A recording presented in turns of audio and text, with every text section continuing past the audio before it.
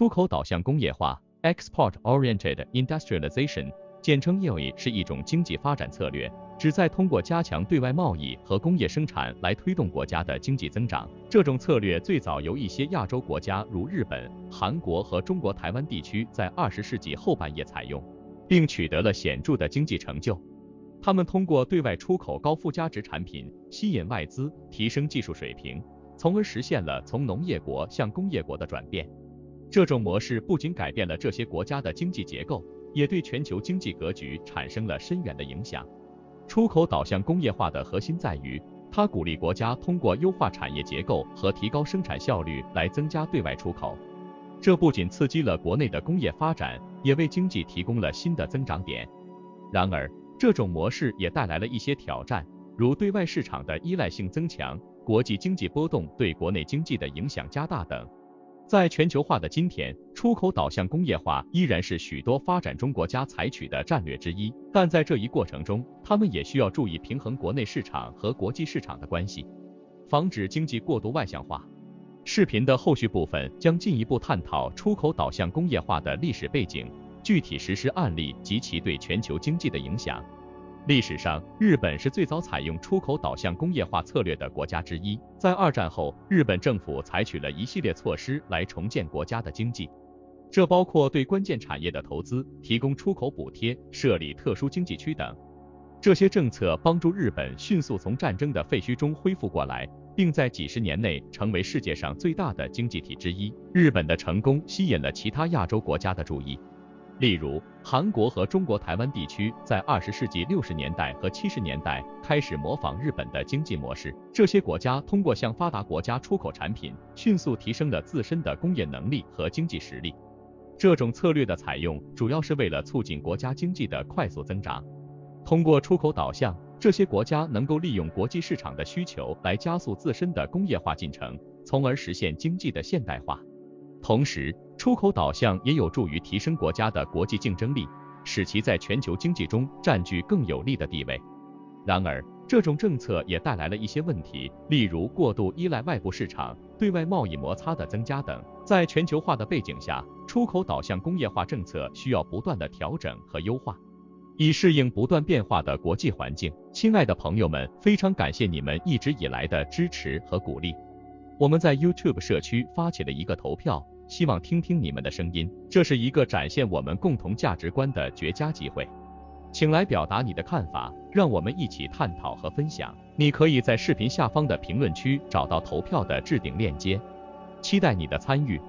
在20世纪中后期，亚洲一些国家，尤其是日本、韩国和中国台湾地区，开始实施出口导向工业化策略，这对全球经济产生了深远影响。这些国家在实施此策略之前，普遍面临着经济发展的困境，其中包括产业结构单一、技术落后和缺乏足够的国内市场需求。以日本为例，二战后，日本经济遭受重创，工业基础设施严重破坏，面临着重建的巨大挑战。为了重振经济，日本政府采取了一系列措施来鼓励出口。首先，政府对关键产业如汽车和电子产品制造业提供了大量的支持，包括财政补贴和税收优惠。其次，通过建立高效的生产体系和提高产品质量，日本的产品开始在国际市场上获得竞争优势。此外，日本政府还实施了一系列贸易政策，如货币贬值，以增加其产品在国际市场上的价格竞争力。韩国的情况也类似。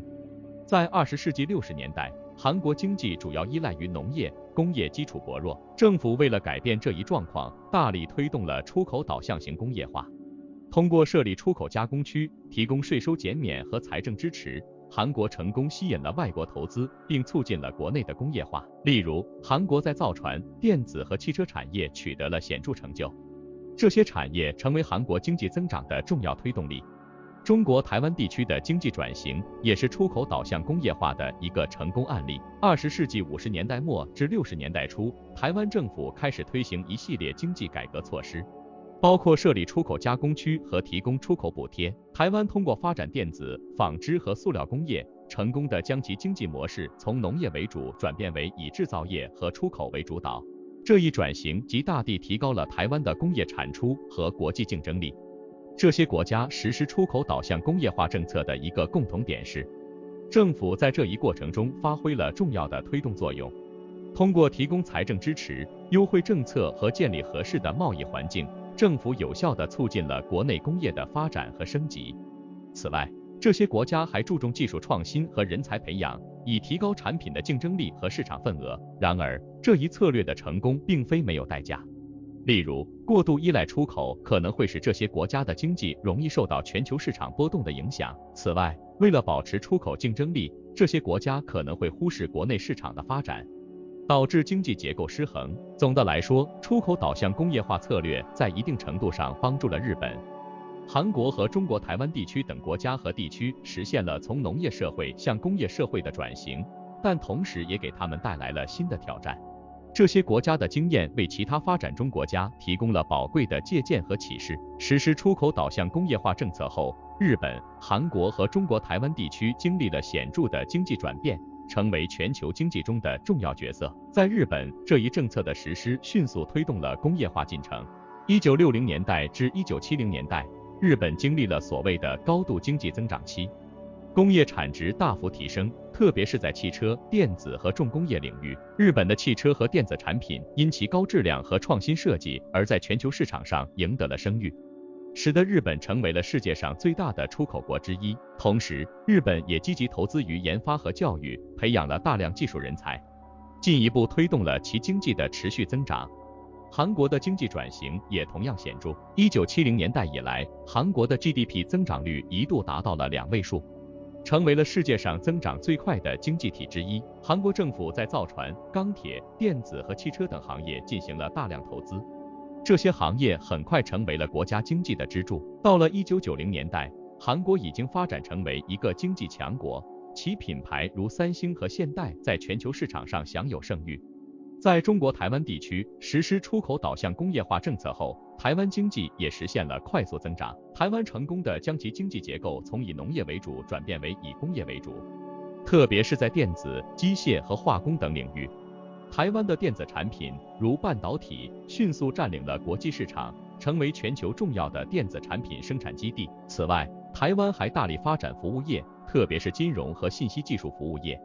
进一步多元化其经济结构。这些国家的经济转型不仅带来了显著的 GDP 增长，还极大地提升了人民的生活水平。随着工业化的推进，城市化进程加快，大量农村人口涌入城市，带来了城市经济和社会结构的变化。同时，这一转型也催生了一系列社会和文化变革，如教育水平的提高、女性就业率的增加和消费文化的兴起。然而，这一转型过程也伴随着一些挑战和问题，例如，对外贸易的依赖使这些国家的经济容易受到国际市场波动的影响，如1970年代的石油危机对日本经济造成的冲击。此外，快速的工业化也带来了环境污染和资源消耗的问题，这些问题后来成为这些国家必须面对的重要议题。总之，出口导向工业化政策在短时间内极大地促进了这些亚洲国家的经济增长和工业化，使他们从较为落后的经济体转变为全球经济的重要参与者。但同时，这一政策也带来了一系列社会、环境和经济上的挑战，需要通过持续的政策调整和改革来应对。这一历史经验为其他国家提供了宝贵的教训和启示，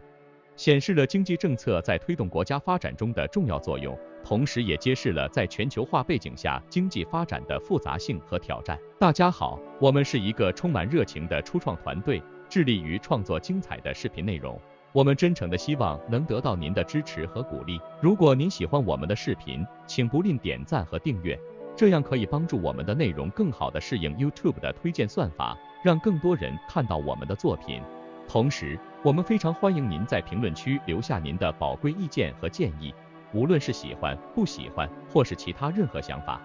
您的每一次互动对我们都至关重要，感谢您的观看和支持。出口导向工业化策略不仅深刻地改变了实施国家的经济面貌，也对全球经济格局产生了深远的影响。这些国家的成功经验为世界其他地区提供了发展模式的范例，同时也推动了全球经济一体化的进程。日本、韩国和中国台湾地区的快速崛起，使得全球经济重心逐渐向亚洲转移。这些国家成为了重要的全球制造中心，尤其在电子、汽车和重工业等领域。例如，日本的汽车制造商如丰田和本田，凭借其高品质和创新技术，成为全球汽车市场的领头羊。韩国的三星和 LG 在电子领域的成功，不仅提升了韩国的国际地位，也对全球电子市场产生了重大影响。